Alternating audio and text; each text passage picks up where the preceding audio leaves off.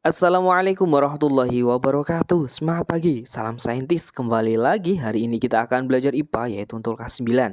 Kemarin kita sudah belajar mengenai pembelahan sel ya, mitosis dan meiosis. Itu juga masih terkait dengan yang materi hari ini yaitu sistem reproduksi pada manusia ya. Nanti terkait dengan proses pembelahannya juga ya. Baik. Nah, ini hanya pelajaran ya, jangan dianggap saru atau lainnya. Karena ini adalah edukasi untuk kalian ya. Baik, ya ini adalah organ reproduksi pada laki-laki ya. Kalian bisa lihat ya. Ini adalah perbesarannya dari si testis. Ini bagian-bagiannya. Nah, ini untuk lebih lengkapnya. Pertama, mengenai penis. Yang mana penis? Ya, ini adalah keseluruhan penis ya. Jelas ya, fungsinya sebagai saluran kencing ya atau urin dan saluran sperma. Kemudian dari yang skrotum apa mana ya? Skrotum ya. Nah, ini adalah pembungkusnya dari si testis ya, biar ya suhunya bagus. Kemudian testis itu apa? Mana testis? Kalian perhatikan testis di sini ya. Testis ya jelas dia adalah produksinya dari penghasil sperma dan hormon testosteron. Kemudian adalah epididymis. Mana ayo? Nah, ini ya, bagian sebelahnya masih di sekitar testis, yaitu apa? Ya, sel yang keluar dari testis yang berbentuk seperti tanda koma ya. Nah, itu fungsinya tempat penyimpanan sperma itu yang sementara. Kemudian ada vas deferens jelas. Ini adalah salurannya. Mana ayo dicari vas deferens ya. Ini ya. Nah, itu salurannya menghubungkan epididymis dengan uretra. Apa itu uretra? Mana ayo uretra? Ini perhatikan. Uretra berarti saluran yang terdapat dalam penis ya. Merupakan akhir dari saluran reproduksi. Fungsinya apa? Yaitu keluarnya sperma dari urin. Kemudian ada kelenjar vesikula seminalis. Yuk ini diperhatikan ya. Nah, itu ya. Fungsi adalah menghasilkan zat-zat yang diperlukan untuk perkembangan sperma ya, jelas ya. Kemudian kelenjar prostat ini mana fungsinya adalah menghasilkan cairan bersifat asam. Kemudian ada kelenjar Cowper fungsinya adalah menghasilkan lendir dan cairan yang bersifat basah. Itu ya bagian dari yang pria. Ini ada juga sama ya. Ya, kelenjarnya tadi udah. Nah, tadi yang laki-laki ini adalah perempuan ya. Oke. Nih, yang perempuan ovarium ya jelas. Kalau tadi testis itu penghasil sperma, kalau ovarium di sini adalah ada sepasang dua ya, ada dua ya. Terpasang kiri dan kanan menghasilkan sel telur atau ovum. Tuba falopi ya atau saluran telurnya mana ayo ini ya.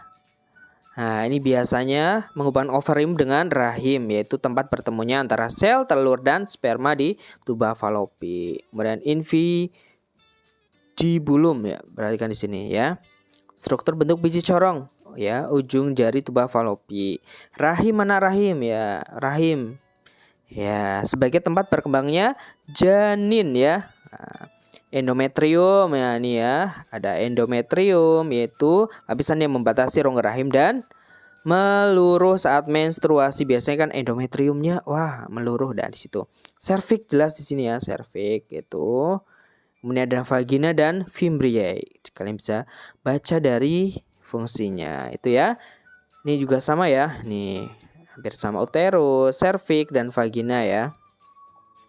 Kemudian prosesnya ada kalau laki-laki kan menghasilkan sperma ya, pembentukan sel kelamin jantan itu disebut dengan proses spermatogenesis. Kita mulai dari ya. Ada spermatogonium, kemudian mengalami pembelahan meiosis 1 ya, spermatosit primer kemudian menjadi sekunder dan spermatid dan berdiferensiasi ya sehingga ya menghasilkan sel.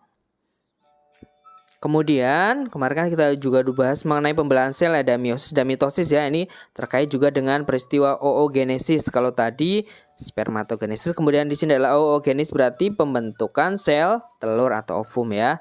Kita mulai dari oogonium, oosit primer, kemudian ada oosit primer dan badan sekutu primer. Kemudian di sini mengalami dirangsang oleh fertilisasi nih, hasil ovum ya. Ini adalah proses dari oogenesis ya.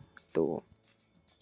Kemudian kalau pada perempuan ada istilah namanya menstruasi. Ini ya, kalian bisa lihat videonya. Seorang wanita dewasa setiap bulannya jelas ya melepaskan sel telur matang dari salah satu ovariumnya, akan menghasilkan ya. Kemudian apabila tidak terjadi fertilisasi atau ya fertilisasi, akan terjadi apa? Pendarahan yang disertai luruhnya sel telur dan lapisan endometrium tadi ya. Ini kan lapisannya di situ. Nah, meluruhlah ini disebut dengan pendarahan, ini disebut dengan menstruasi secara periodek ya. Makanya disebut dengan siklus menstruasi. Umumnya berapa ya?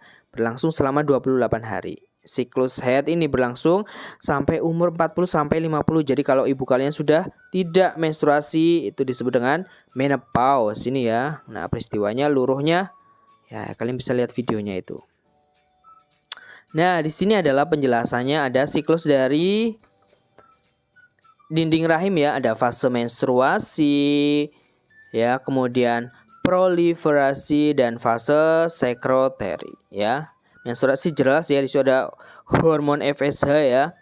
Nah, di situ mengalami ada folikel dan menstruasi. Nah, itu kalau proliferasinya nih untuk siap di matang ya, biasanya untuk pembuahan. Kemudian ada sekretori ya, kalau sudah tidak dibawa ya akan mengalami ke siklus pertama atau menstruasi.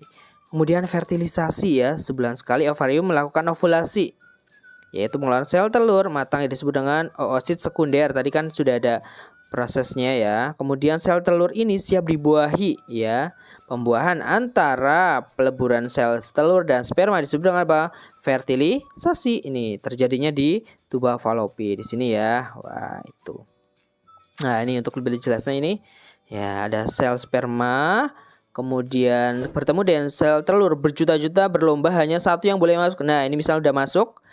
Nah, sehingga dindingnya itu sudah tertutup, yang lainnya spermanya berjuta-juta akan mati karena hanya satu yang boleh masuk gitu ya. Terjadilah zigot, kemudian morula, blastula dan lainnya. Ini untuk lebih jelasnya adalah skema proses fertilisasi hingga implantasi ya. Nah, ini ya bertemunya ya, ovulasi kan mengeluarkan ya, ini bertemunya, ini fertilisasi di tuba falopi, mengalami pembelahan. Kemudian jadilah zigot, morula. Nah, ini sampai ke tahap implantasi. Bisa dibaca ya. Kemudian ini untuk lebih jelasnya, tadi sudah menjadi zigot, sudah mengalami pembelahan. Nah, ini akan ya proses perkembangan embrio ya. Ada trimester pertama, kalian bisa baca ya. Nih, trimester kedua dan trimester ketiga. Wah, terjadilah bayi ya. Ini pertama organ apa yang kalian bisa baca, bagus ya, itu kalian harus tahu ya. Kemudian kesehatannya atau penyakitnya apa saja? Wah, ada keputihan ya. Nih, penyakit ada jamurnya. Kemudian pencegahannya dengan apa? Cara menjaga kelembaban alat kelamin ya. Kemudian gonore atau kencing nanah. Wow, gonore ini ya. Ini gonornya salah satu ya, sebabkan infeksi bakteri. Ini contoh gonore. Ya, dengan cara menghindari kontak seksual dari penderita sifilis. Wow, ini bakterinya Treponema pallidum. Ya, ini pencegahannya ya. Nah, harus jelas. Nah, baik, kita lanjutkan ya, terkait dengan kelainan ya pada reproduksi. Salah satunya adalah selanjutnya AIDS ya. Ini ya penyakit yang sampai sekarang belum ada obatnya ya. Nah, ini contohnya adalah virusnya HIV, namanya penyakitnya adalah AIDS. Ini contoh orang yang mengalami penderitaannya. Kemudian ada herpes genitalis ya. Ini ada pada kulit, terutama pada alat kelamin ya. Itu adalah virus herpes simplex ya. Nah, kemudian prostatitis ya. Ini bakteri E. coli ya, non bakteri ya, yang menyebabkan iritasi pada prostat ya, seperti duduk dalam waktu yang lama. Wah, bahaya juga ya. Kemudian epididymitis ya. Ya, peradangan pada epididymis ya, jelas ada komplikasi, kemudian bakti coliform dan lainnya. Yaitu pencegahannya dengan menghindari berkontak-kontak pasangan seksual, jelas. Ini ya. Ini juga secara keseluruhan ya, menjaga kesehatan, mengonsumsi makanan yang cukup nutrisi, kemudian tidak menggunakan celana yang ketat ternyata gitu ya.